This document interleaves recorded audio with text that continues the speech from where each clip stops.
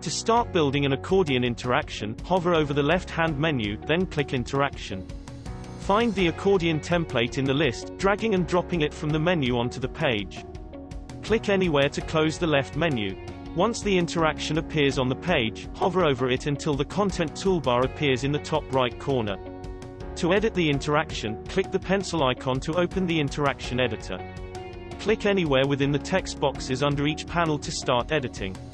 The text editor will appear, giving you a variety of text editing options. When you have finished editing, click outside the text area to save your changes. Click the Add button in the toolbar to add a new accordion panel. You can add images to your text panels by clicking on Add Image within the toolbar at the top of the page. This will open up your image library.